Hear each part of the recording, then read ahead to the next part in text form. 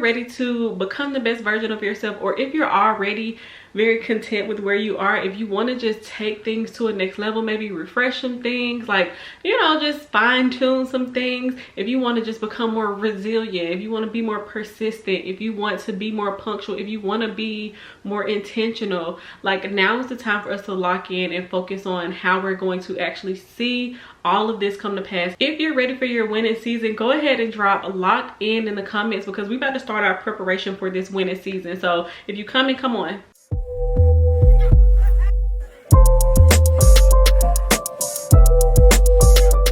Hey y'all, what's up? It's Jazz. If you are new here and you're looking to join a community where we are breaking down our barriers, building each other back up step by step, growing deeper in our faith, being obedient, doing this faith walk together, then make sure you hit that subscribe button so you never miss an upload. If you're a returning viewer or a new subscriber, I welcome you. Thank you so much. I love you so much. Today we're going to be talking about how it is time to lock in. This time is about obedience. This time is about discipline. This time is about sacrificing. We are going all in. If you really want to become the best version of yourself, if you really want to do this faith walk, if you really want to just change your life, you're gonna have to lock in. Like, it's just like there's no other way. It's just like being successful in anything. Like, you have to put in the work. And now we're going to put in the work. I have a few steps that I want to share with you today, and I want to share practical things and also just things that we should be considering anyway on this faith journey. It's like it's gonna be ebbs and flows, and so there are certain things that we just need to know, like wisdom, right? Like, these are the things, these are the treasures that God stores up in us. So when it's time to go through these times, when it's time for us to lock in, we know exactly what we got to do. We know how to overcome. We know how to, you know, stay focused and be obedient and be disciplined and be and put these things that we're learning into practice. I tend to have these lock-in periods at least once a quarter, just so I can stay just on top of myself, like, so I can stay focused, because every few months it's just like, okay, I'm doing good, but then I start to, like, you know, just and so in order for me to stay rooted and to really just stay on top of my game and to stay on guard and to be vigilant and to just stay aware and to stay connected, I like to just do these so I can really just go all in and remind myself of what's at risk and remind myself of what I need to do to stay on this course. I don't ever want to get too comfortable. I don't ever want to think that I know it all and, you know, I've accomplished this, so, you know, now I can just chill. Like, no, I always want to strive to show up better, to be better, to evolve, and that's what I have been doing. And that's why I'm just sharing these tips with you, because these are things that I actually practice, and these are things that have helped me to overcome so many obstacles, and these are things that, you know, help me in every area of my life. Like, these are practical life tips that can help us in every area of our life. And so I want to see you win. We're gonna call this season the Running with Jesus Marathon. Go ahead and drop hashtag running for Jesus, because yeah, like, this season is not only spiritual, but it's just like a mental, physical, emotional. Like, this is going to be a marathon. And when you are preparing for a marathon, I talked about this in a video I did months ago, but I just want to remind us of how we need to stay prepared, stay on guard, and just stay focused. We are in this together.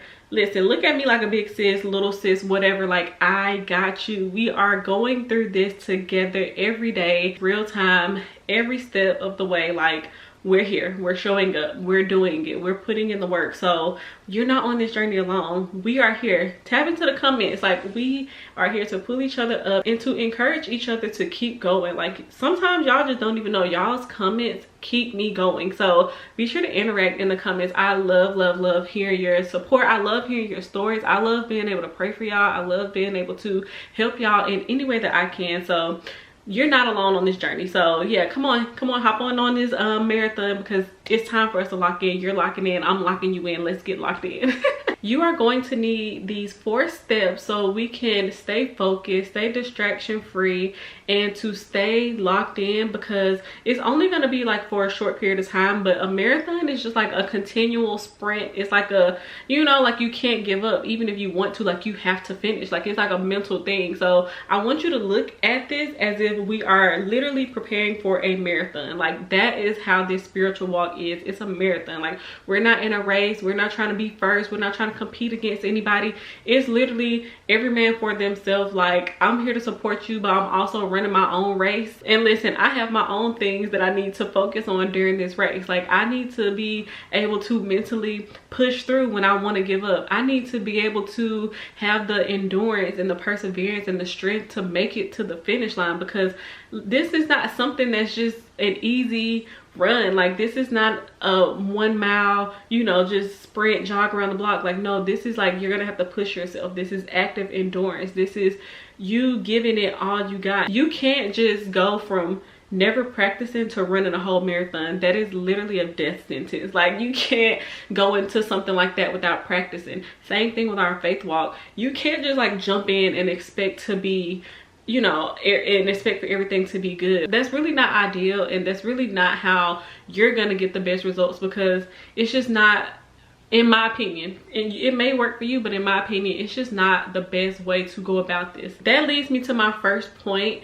which is getting in shape. How do you get in shape? You consistently practice something. Relating to our faith journey, we're going to consistently read our Bible. We're going to consistently pray. We're going to consistently show up in different settings in different areas where we're able to pour into people. People are able to pour into us, and we're able to do our spiritual walk together. We're going to continue to seek God first in everything that we do. And not only seek him, but also just listen to him when he tells us to do something. Be obedient when he tells us to do something. Or if you feel led to do something, acting on it and not procrastinating, not waiting around. Like this is actually making it happen. This is like the groundwork. Like this is the base of your whole journey. Like if without this step, you're nothing. Like if you try to go into a marathon without practicing and getting your body in shape, you're not going to get the best results by just hopping into something. Like you have to ease your way into this. You have to slowly but surely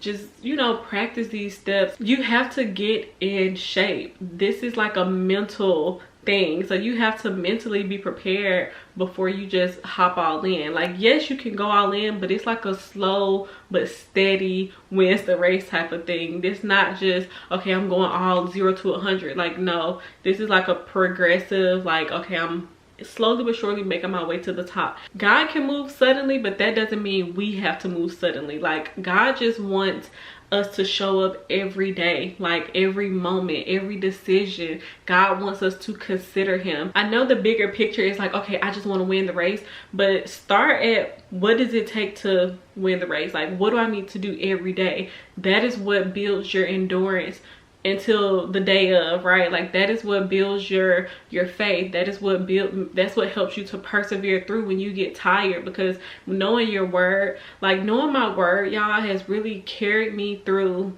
time to time, day to day. Like I could be going through something and then a verse will just come up in my mind and I'll be like, you know what, I know better than this. Like I know that the Bible says XYZ, and it's like I have to snap out of it because I know better. And when you know better, you do better. So if I don't read my word, I don't know what to do. That is how you actively put in the work. That is how that's how you make the choice daily. The second thing that you need to do is focus on your health. This is spiritually, emotionally, like your total health. One way that you can focus on your health is guarding your heart, guarding your mind, guarding your peace. You can't just be any and everywhere, eating any and everything. Right? Like you can't be doing things that will ultimately hurt you in the long run. If you can't make small sacrifices to help your body, to help your mind, to help your heart, then you have to protect yourself. There's a Bible verse that I noted that I want to talk about. This one says, it's Proverbs 17:22, and it says, a cheerful heart is good medicine, but a crushed spirit dries up the bone. Listen, when you are in good spirits, when you have a cheerful heart, that is literally medicine for your body. I truly believe that finding joy in everything will help you to live a better, happier life. There has been times when I just simply feel like I just want to give up, like I'm over this, I'm done, like I just don't have the energy. But having the mindset of, okay, let me just find some type of joy in this, even though I'm like annoyed, even though I'm frustrated, even though I'm not in high spirits, like let me find something to be grateful for. Let me find something to cling to that could help motivate me to get up out of this slump. Let me find something. Like being enthusiastic is really gonna help you to stay focused and not allow you to stay down. Like it's okay to be down sometimes, but this will help you to not stay down. You need to guard your thoughts. Your thoughts are everything, right? Like what you like, I think we have somewhere between 8 to like 60,000 thoughts a day. That's a lot of thoughts. What goes on in your mind, a lot of what goes on in our mind is what is our reality. Like we are dealing with a lot in our mind every day. Our mind is a battlefield, and if you allow certain things to get into your mind, oh my gosh, you won't be good for anything. Like if you allow doubt, if you allow anxiety, if you allow self-destruction, if you allow the enemy to get a hold of your mind, he will have him a whole party up in there. Like you literally have to be on guard and protect your heart and protect your mind, and you do this by just being up and active and focusing on your health and good spiritual hygiene, and you know, pouring into yourself and making sure that you have a good routine and like eating and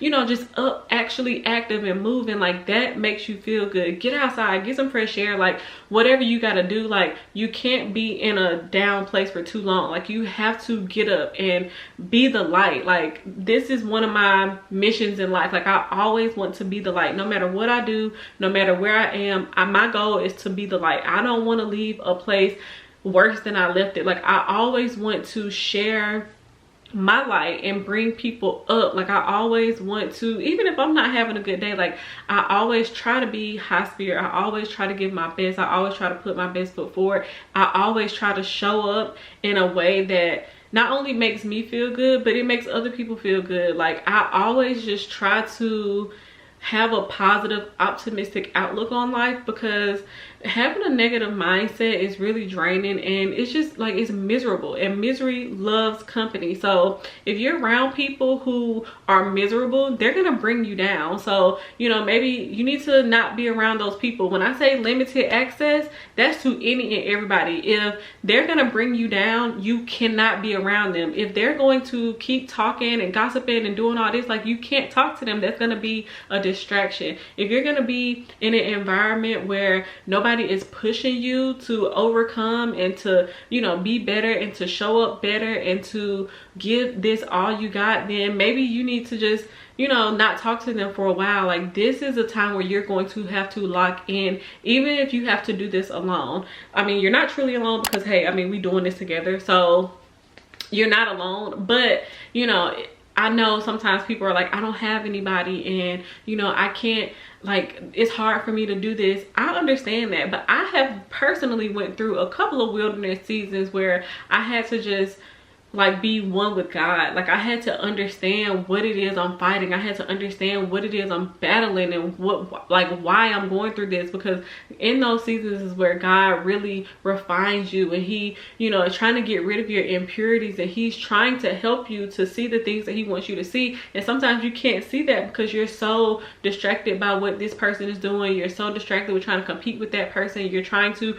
reach this goal that has nothing to do with your plan, your vision, and you know, like it's just easy to get distracted. So sometimes God will sit you down and have you to, he'll sit you down and have you to focus on what he wants you to focus on. But it's not necessarily a bad thing. Like you need to lock in, and sometimes lock in is solo, sometimes locking in is with a group, sometimes it, like it's different in every season. But when you are focused, it's easier for you to, you know, get in those healthy habits and create those routines that can help you to ultimately just be more prepared. The third thing you're gonna need is the attire.